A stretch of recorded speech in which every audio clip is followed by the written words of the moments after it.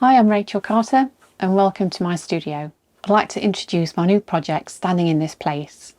I'm going to be creating a new bronze sculpture featuring two women, and the sculpture will be highlighting the often hidden connection between enslaved women working the cotton fields in the southern states of America and the working class mill workers working in the textile industry in the industrial Midlands during the Industrial Revolution. I'd like to co-produce this sculpture with the community. To start with, I'm going to be sending out over 100 braiding kits for you to get involved with the project.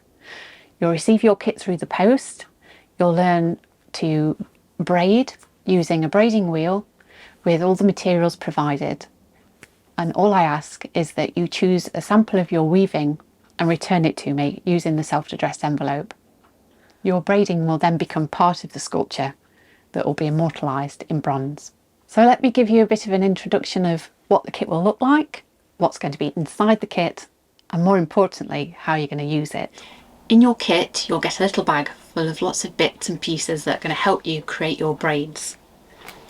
You're going to find a number of plastic bobbins, a brass hook, and quite a few tiny elastic bands.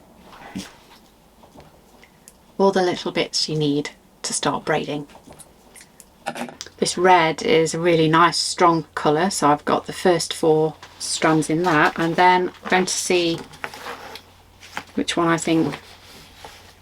That's quite a really good contrasting colour, so I'm going to go with that one. The great thing about this braiding wheel and all the variations is that you can make them quite unique. You can kind of lose yourself in that counting and turning of the braiding wheel as you're counting your 1, 2, 3, lift and move. It's almost like a little dance that your hands are performing across the surface of the braiding wheel. And with everyone's kits and each person's unique way of weaving, they're going to be slightly different variations on the textures that are created. And that's something wonderful about braiding. So the bobbins are getting quite short again now. I think I'm going to finish this one off for this. This is one of my experiments, just to see how the braid would work without using a central weight. I'm quite pleased with it. I have spotted a couple of mistakes, but I won't tell if you won't. But I'm pleased with that, so I'm going to start a new experiment now, but this time with a weighted centre. So in your kit you'll have this leaflet that I've made for you with the help of the Braid Society. You'll find everything you need inside on how to create your braids, but there's some useful variations of pattern.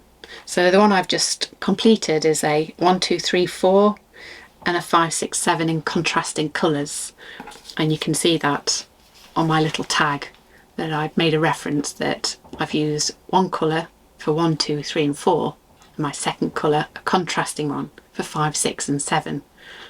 So let's put a kit together.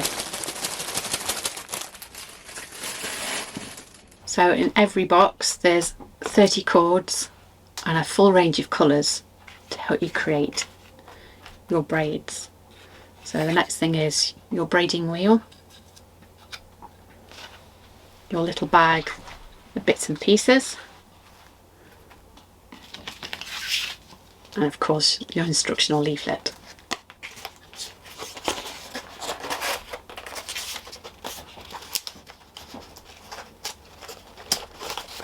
And that's ready to go in the post. So now you've seen how to use your kit to create some beautiful braiding. This project is funded through Arts Council's National Lottery project grants, and if you'd like to get involved, that you're a woman with an NG postcode, then pop on my website and sign up to receive your free braiding kit. I can't wait to see what you create with it.